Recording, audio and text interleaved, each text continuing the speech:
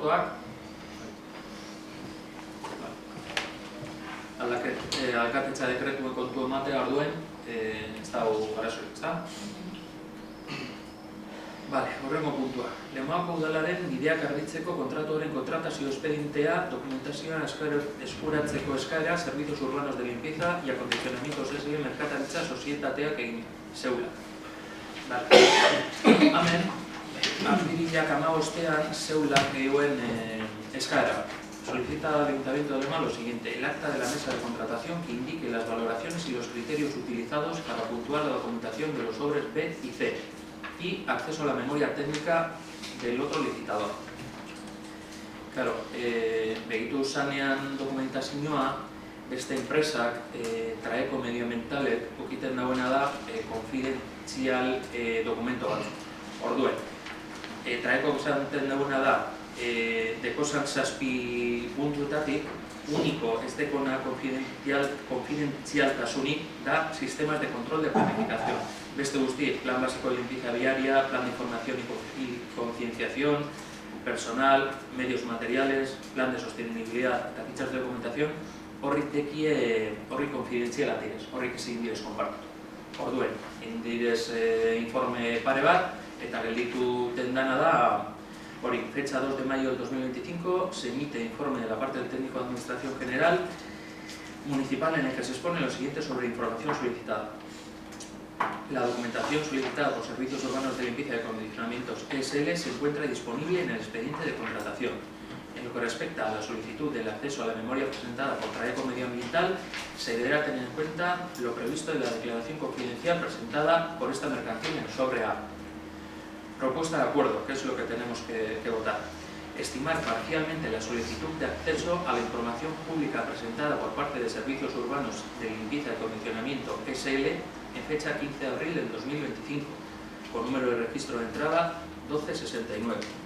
Segundo, conceder el acceso a la siguiente documentación pública: informe técnico con propuesta de valoración de las memorias elaborado por la técnica de Medio Ambiente Municipal, el acta de la mesa de contratación de fecha 11 de abril del 2025 y el apartado segundo de la memoria presentada por Traeco Medioambiental SL relativo a los sistemas de control de planificación.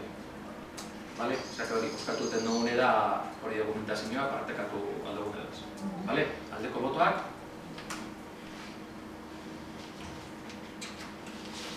Vale. Hurrengo puntu. Ordenantza fiskalen testu bateginaren aldaketa. Hau Iñakik eta honekak azalduko duri.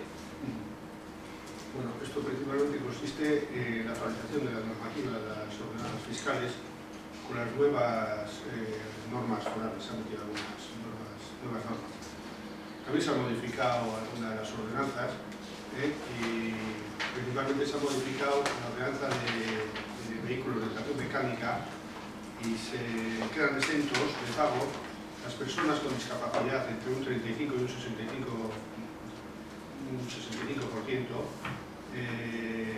con vehículos de menos de 14 caballos fiscales.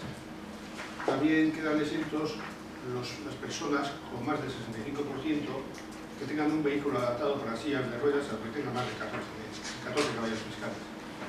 Asimismo, los titulares que tienen patria potestad, tutela currentera a personas con discapacidad superior al 65%. Y todo esto se aplica solo a un vehículo. Luego, la ordenanza fiscal número 5 también tiene cambios. Es el impuesto de incremento sobre el valor de terrenos de naturaleza urbana, y esto viene dado por los fallecimientos de los titulares, sobre todo de viviendas. Siempre que fallezca una persona, su cónyuge, pareja de hecho, o descendientes que no dispongan de otra vivienda tendrán que tengan la vivienda adquirida como vivienda habitual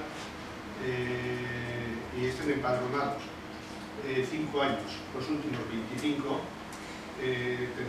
estarán exentos de este impuesto. El coeficiente de incremento de los terrenos de naturaleza urbanística se tomará también de la norma foral vigente, en la que se apruebe.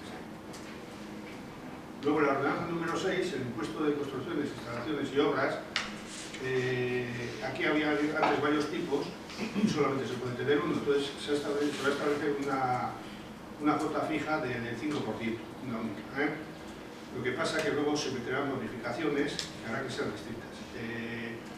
Las obras un poco dirigidas a rehabilitación energética tendrán una bonificación del 90%.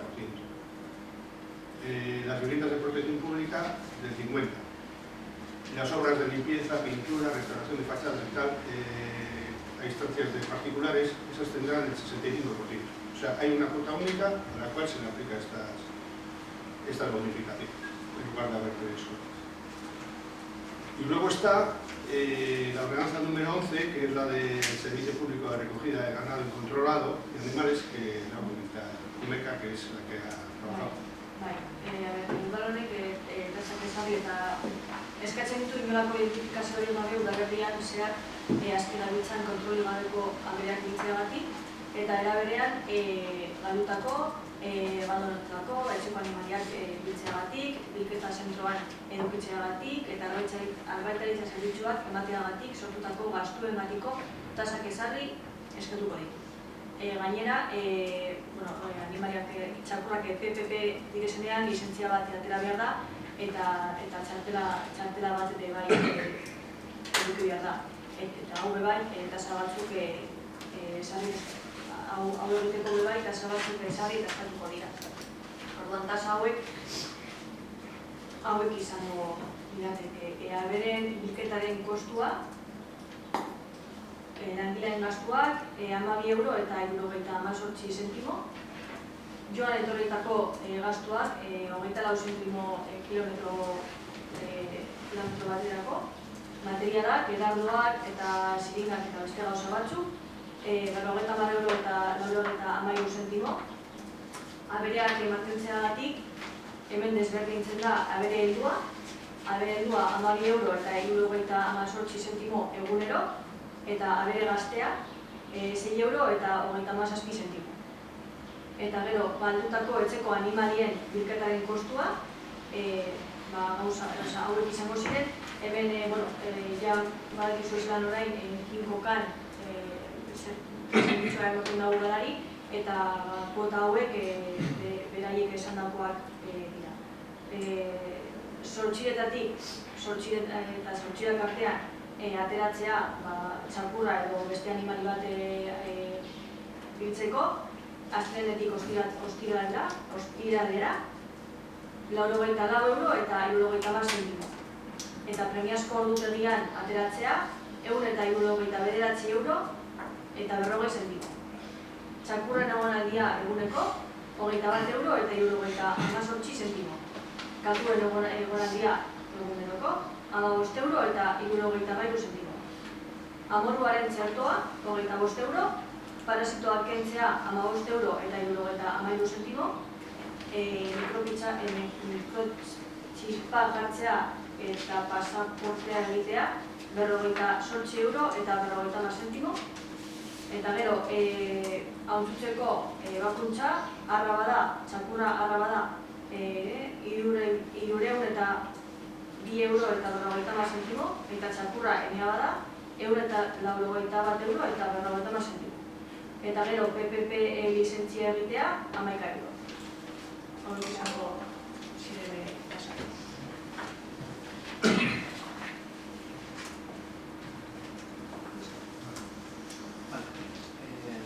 Ados? Baiezkoak? Zeskoak? Abstentzioak?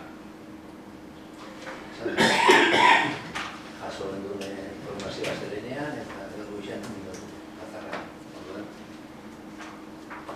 Konponduko da, Bale, horrengo puntua. 2025ko lehengo hiruhilabetearen exekuzio egoera. Iñaki, azalduko da. Bueno, aquí en primer lugar decir que la documentación ha habido un error que ha comentado Eugenio. Resulta que parece ser que los vados son Ibaiak,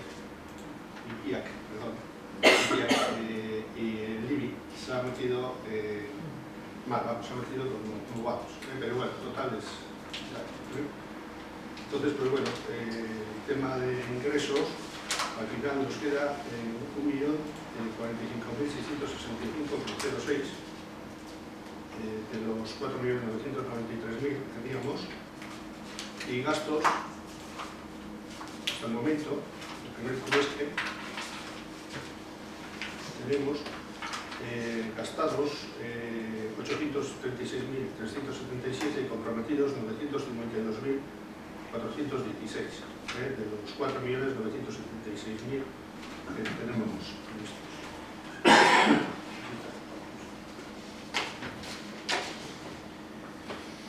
Vale.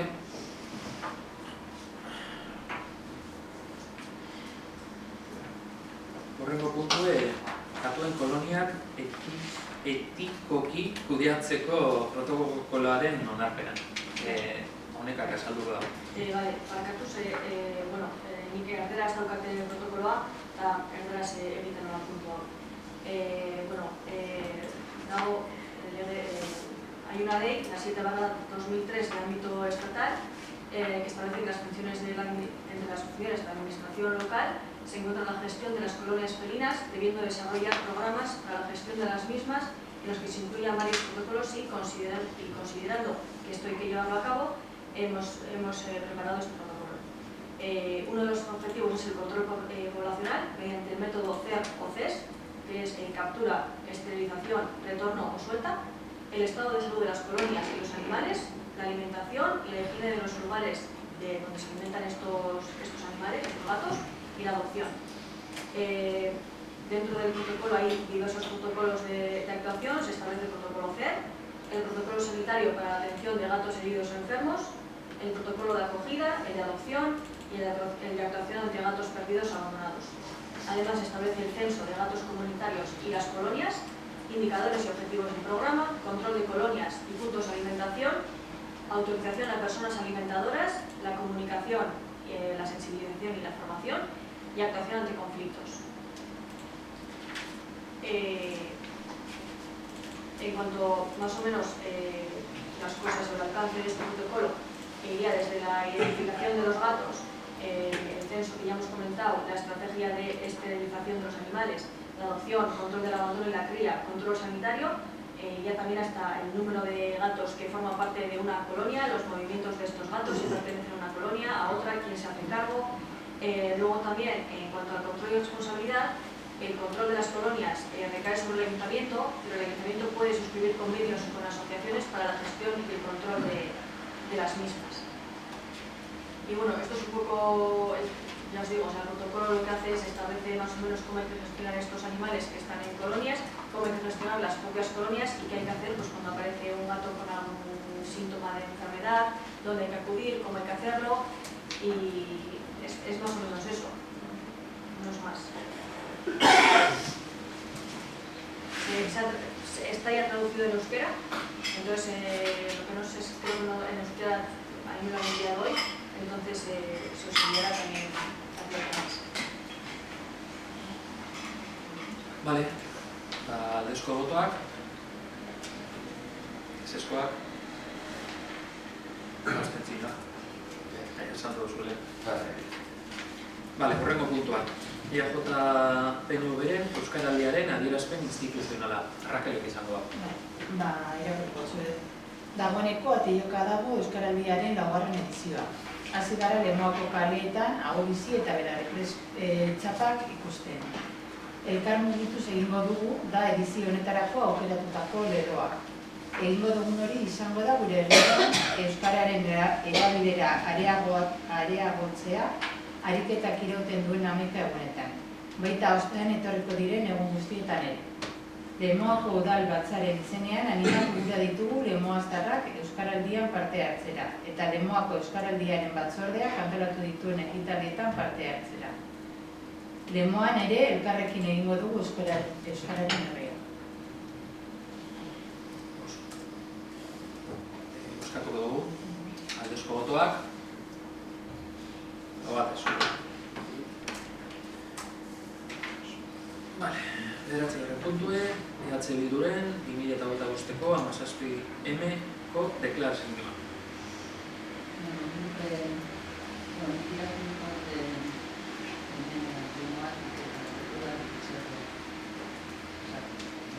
elkartasuna adieraziko diogu adierazpen bati, eta elkarretaratzea deituko dugu LGTBIQ+, elkartearen batek deitutakoarekin bat badatu.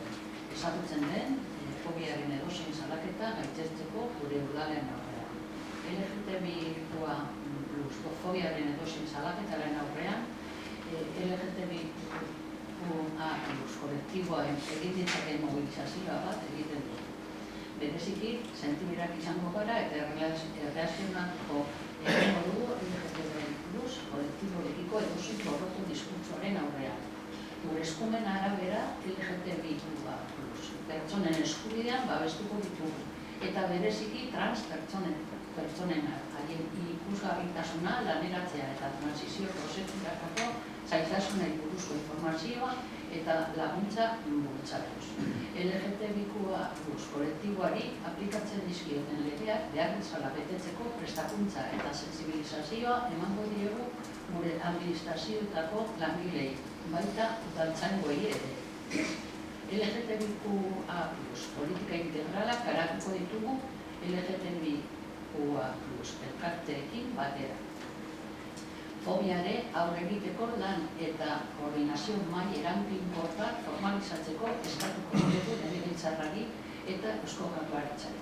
Legebiltzarrari eta Eusko Jaurlaritzari eskatuko diogu EAeko LGTBIQ+ lege integral bat formalizatzeko. Euskatuko dugu, aldezko botoak, ezezkoak, abstentzioa. Horrengo puntue izango da EAJ-PNV-ek aurkeztuten dauen mozioa. Zurine?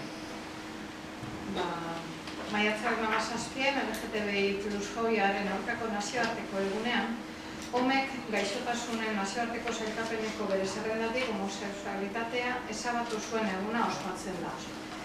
Eta horreri lotute, Lemoako udalak beste aipamen batzuk ez batera, ondorengo konpromisoak hartzen ditu.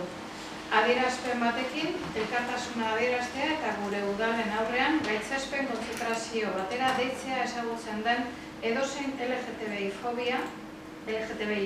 fobia salaketaren aurrean elkarteekin elkarlanean. Bereziki, sentiberak izatea eta gure udalerrian LGTBI+ kolektiboarekiko edozein gorroto diskurtsoren aurrean irmo eta argi erreakzionatzea. LGTBI+ pertsonen eskubideak babestea, haien ikusgarritasuna eta lan munduan sartzea bultzatuz, bai eta informazioa eta laguntza emanez trantsizio prozesuak egin nahi dituztenek arlo honetan aurkitzen dituzten zailtasunak aintzat hartuz.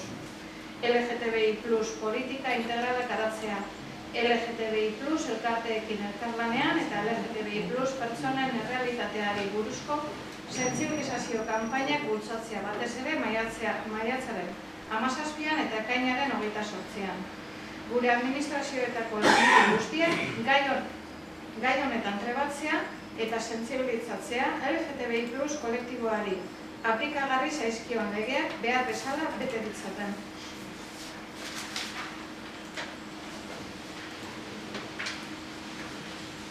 Bale, bozkatuko dugu, baiezko botoak, ezezkoak, abstentzioa. 11. puntua, bi kontsumitzaileen bizitza elkartearen mozioa. Udalaren zuzendutako mozio proposamena. Jaun Anderea Guperriok. Hona hemen, txertoen moratoria eta horien ondorien azterketa epidemiologiko zorrotza ahalbidetzen duen datuak eskatzeko mozioa. Datu ofizial nazionaletan eta nazionartekoetan soilik oinarritatuko txosten zehatzarekin batera. Hori da mozioa, hori lehen bepasa egin duen. Bale, baina barriro aurkeztu dugu. Baiezko botoak, ezezkoak.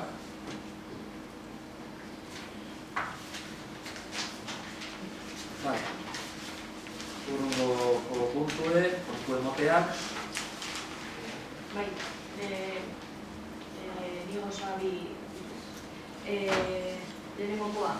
Lehen esan dugu zelan udalak aldauzaren hitzarmenak elkarte batzuekaz, datuen kudeaketa eta egiteko. Orduan, seguramente hitzarmen bat egingo dugu elkarte bategaz, aurrera eramateko. Orduan, pasatuko dizuegu hitzarmena edo zirriborroa, edo gara egiteko. Eta bigarren puntua, hemen badaukagu ordenantza bat, ordenantza de tenencia de animales domésticos eta aldatu egin behar da. Orduan, pentsatzen genuen aldaketa txikia bat izango zela, baina ezin dugu oso kurrikulera ekarri direktamente, prozedura bat eraman behar da lehenengo. Orduan, zirriborroa bebai pasatuko dizuegu eta tramitea hilebi edo emeko ordenantzarena, hilebi gutxi gora biera. Beste pleno bi barru. Ze batzordetik paseko zuen? Neurri batzordetik, bai.